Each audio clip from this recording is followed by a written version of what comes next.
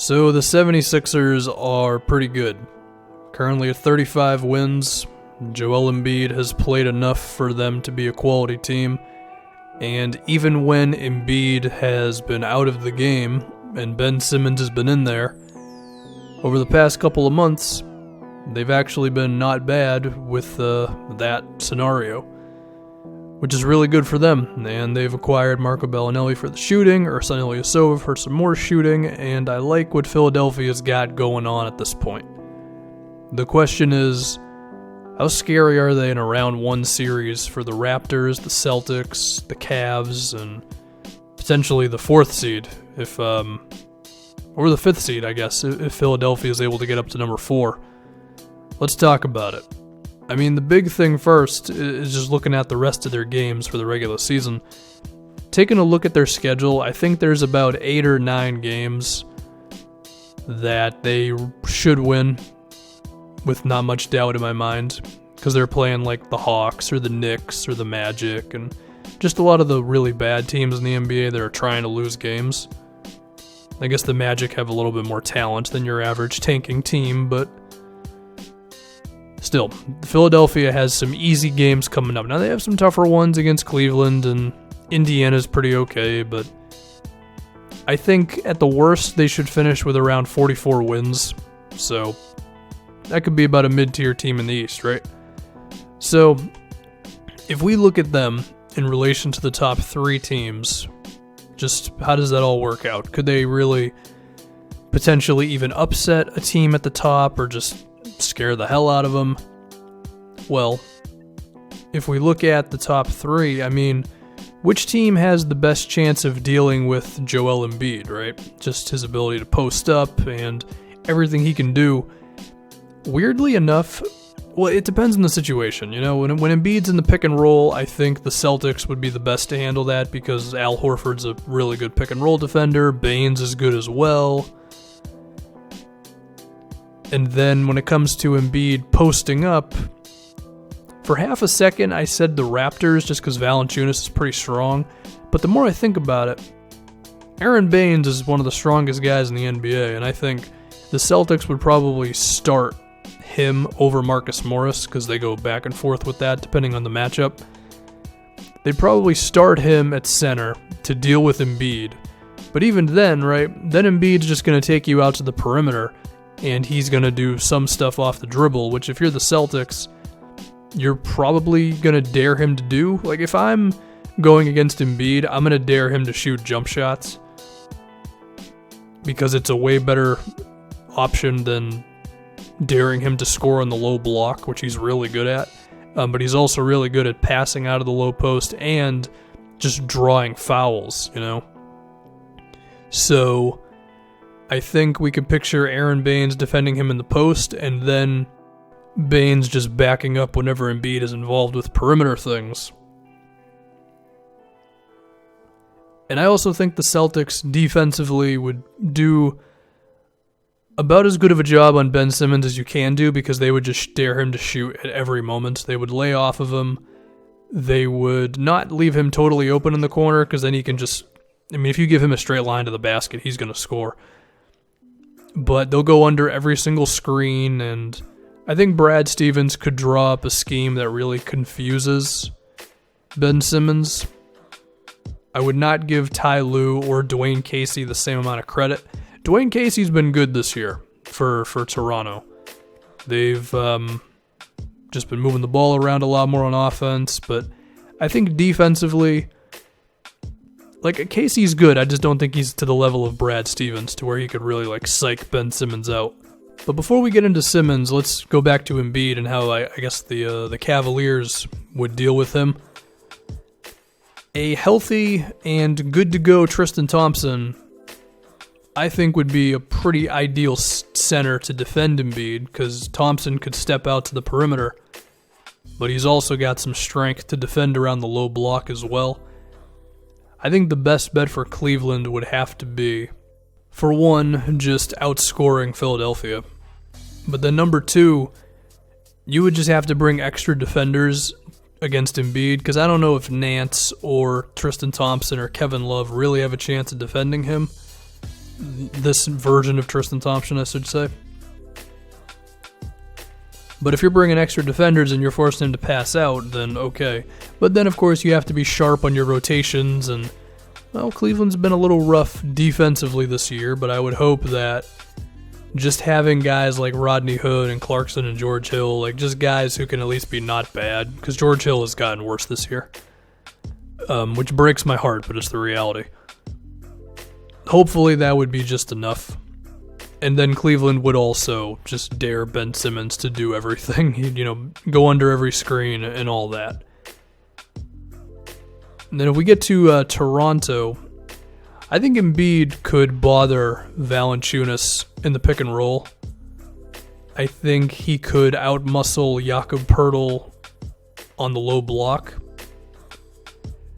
And I don't know if Toronto has another center option. I mean, there is Nogueira, who has some shot blocking abilities, but I don't think he's the best all-around defender. And then I don't know if sliding Serge Ibaka over to the 5 would be the best thing either. But here's the thing with the Raptors. They've been a very good defensive team this year. I think the idea that I described for Cleveland, bringing extra defenders and then being able to rotate to make up for it and not leave like Redick open and stuff, I think Toronto would actually be pretty okay at executing that. Because they've been a good defensive team this year, right? I mean, if you're asking guys like Kyle Lowry and Anunoby and Pascal Siakam and Ibaka, you're asking them to move around the floor on defense, they can do that stuff.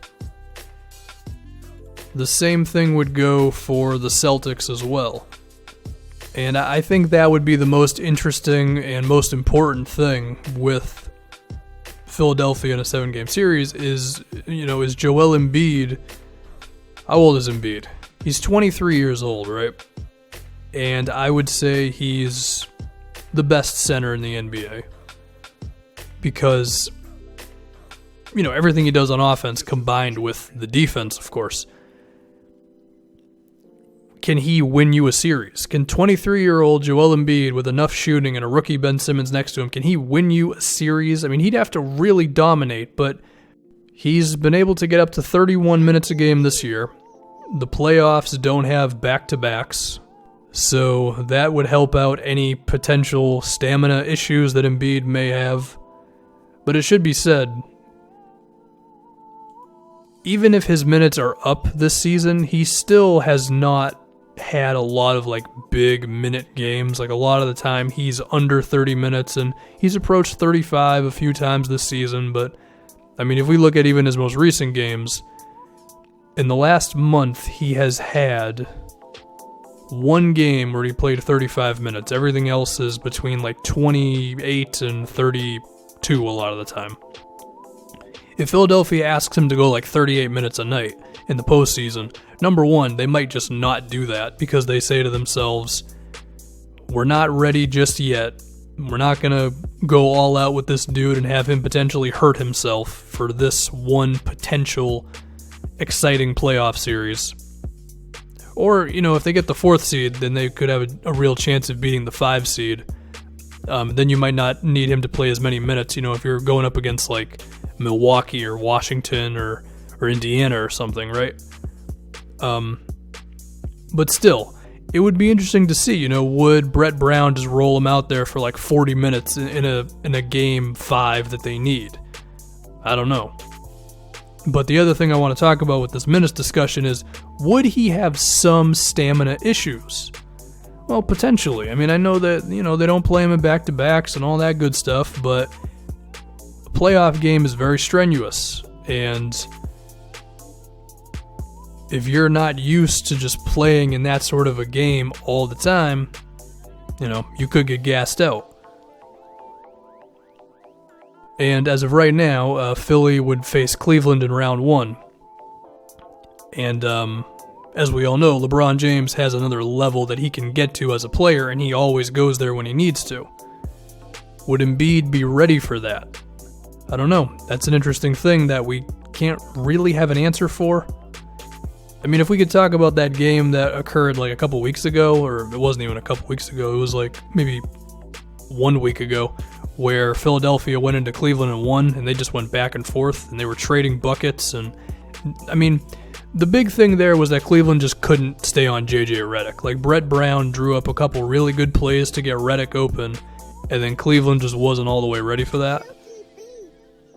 I would think that in the playoffs, with game planning and whatever the hell else, the Cavaliers' defense can at least be not terrible, right? And if you give LeBron James a not terrible defense, then that's probably enough to get to the NBA Finals. Which would mean I don't think Philadelphia can actually pull off the upset. Now, do I think the Sixers can make Cleveland, Boston, and Toronto sweat a lot? Yes, very much so. I think there's potential for them to win one or maybe even two games in Philadelphia in blowout fashion against either one of those teams, where they just get out to a hot start and Redick might hit like 3 straight threes, or Bellinelli or Saric or Covington. You know, someone gets hot and suddenly it's like a 20-point game and the crowd's just going crazy. Like, those type of things happen in the postseason, right? I could picture that happening. But I do ultimately believe that with a team like Boston, with a great head coach like Brad Stevens, and defensive schemes you can draw up to just get Embiid and Simmons out of their elements, because those two do have weaknesses that don't pop up from a game-to-game standpoint all the time, but they're there. I mean, Simmons' lack of a three-point shot, his severe lack of a three-point shot, it should be said. I mentioned earlier that Embiid is a pretty good passer out of the post. That's true. He is also turnover prone just in general. I do think he gets a little too jump shot happy sometimes. You can bait him into that sort of thing. I do also believe that you could trap Ben Simmons when, like, TJ McConnell's in the game with him, for example. You just leave McConnell wide open. There are enough little things combined with the fact that these guys are just really young. Well, not the roster as a whole really isn't that young, but the two top dudes are, right? So here's my prediction.